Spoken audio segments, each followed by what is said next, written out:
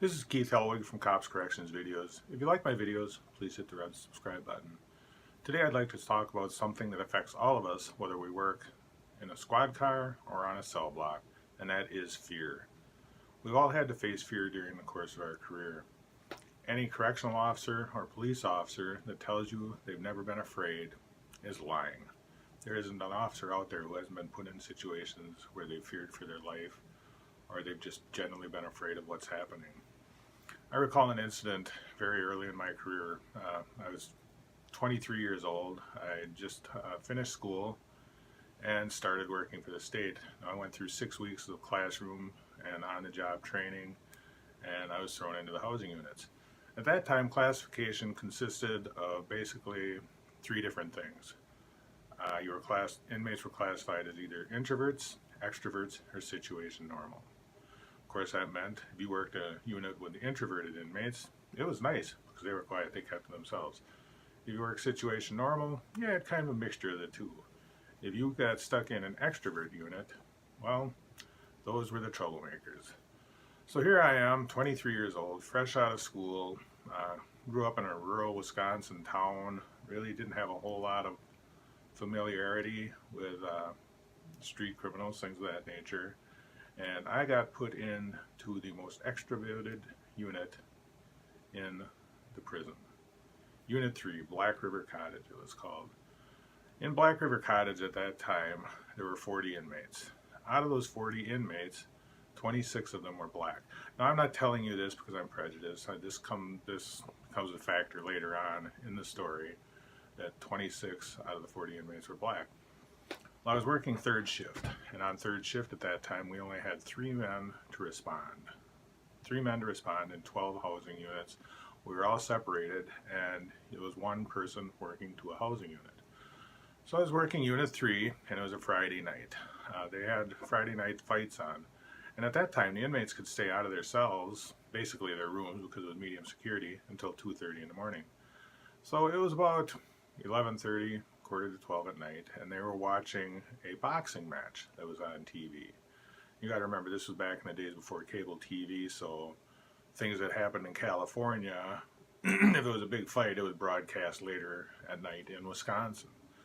So they're watching the big fight, and out of the inmates in the cottage, the day room, which was directly in front of the officer's station, was filled with approximately 26 out of the 26 black inmates that were in my unit. There were a few white inmates watching as well. Needless to say, it started getting quite raucous when the fight began. The fight on TV, that is. Numerous times I had to go out and tell them, you guys need to quiet down. The reason they needed to quiet down is because in the day room also there were 6 beds where inmates were trying to sleep. So after telling them about 4 times, I went out and I told them, if you guys pull this crap again, I'm going to shut the TV off. So I went back to my office, and it wasn't 30 seconds, and a roar just went up from down there because they were watching the fight and they were getting into the fight.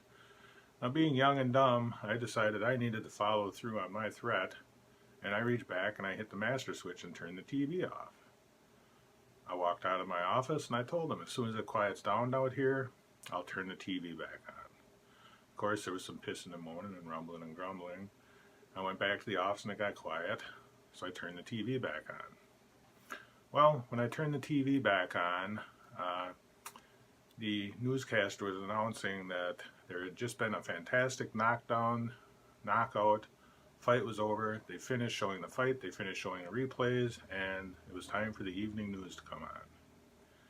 Well, one of the inmates that I had in the unit at that time was a head of a well-known black street gang. He'd come up from Chicago, he'd committed a couple murders in Wisconsin, was serving life sentences. He'd already been in for about 15 years. He got up and he turned the TV off.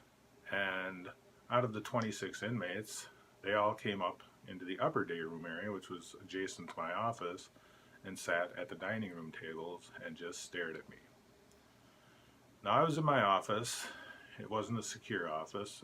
Would have been pretty easy for anybody to get in there. I was by myself. At that time, we didn't have walkie-talkies, we didn't have OC, we didn't have anything. We didn't have emergency body alarms, nothing. So I have probably 20 out of the 26 black inmates in the unit that are just sitting silently at the tables staring at me. Was I scared? Hell yeah. I was shakier than a beagle shit in a peach pit. I looked out and I saw these people staring at me, and I could see anger and I could see hatred, and I knew I had to do my job. Well, part of my job was doing count, and it got to be midnight, and it was time to do midnight count.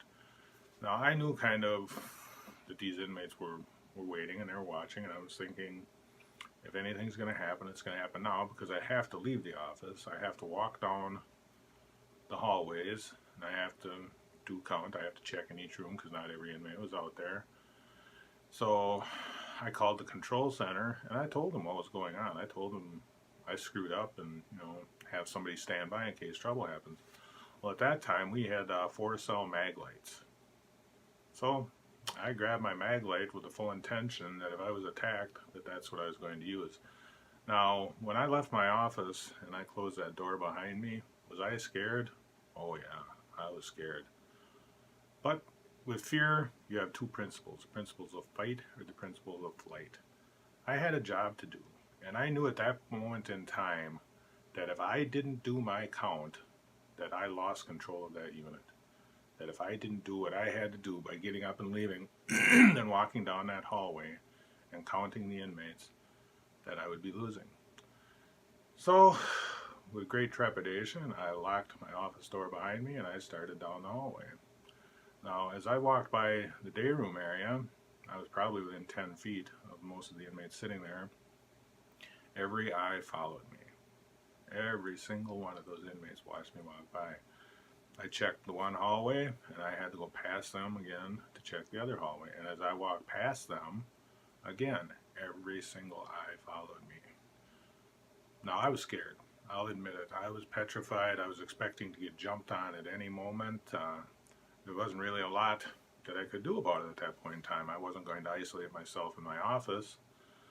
I knew that help was ready to come in, but when you only have 3 or 4 responders, that's not a whole lot of help. So I did my second hall check. Count came out clear. I counted everybody in the day room and went back into my office and sat down to call it in. Now, the big gang leader that I was talking about that came out from Chicago, he was sitting and he was staring at me. And he was staring at me with a look that let me know that pretty much he was in charge, that if he said anything, that pretty much I was dead meat.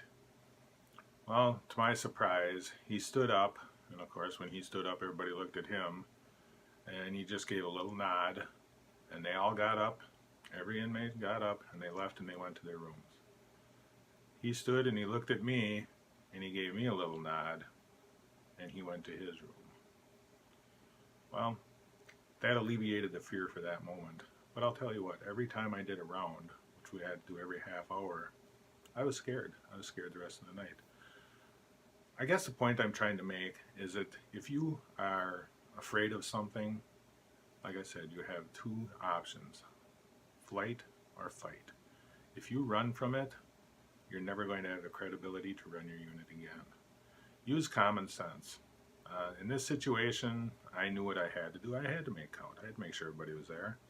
But I also had backup standing by in case I needed it. Now, let's face it, 20 to 4 is not good odds, but at least I would have had somebody coming in to help me.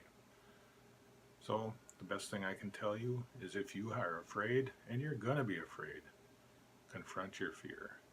Don't do it foolishly. Don't put yourself at risk. I put myself at risk. I put myself at risk in that situation because I had to put myself at risk. But if you can avoid it, don't put yourself at risk. Don't be afraid to admit that something scares you. Now, you don't have to call up and your buddy and say, hey, I'm really scared over here. Could you send help? Just call up and say, hey, I could use an extra manpower right now. There's some shit going on that I need to deal with. Could you send somebody else up there? Now, as a captain, believe me, I had that happen quite a few times where people will call me up and say, hey, Cap, I think something's going on in my unit. I could use a spare hand. And I would make sure that I would send people down there to help them out. I'd send people to stand by and monitor the situation. And sometimes it happened where I'd have to send people down there for 4 or 5 days straight to help monitor the situation. But once the inmates realized that we were kind of on to what was going on, things calmed down. The officer did their job, they were able to maintain their credibility, they were able to maintain their authority. So when you face fear, confront your fear. Don't let your fear control you. With that, until next time, stay safe and watch your back.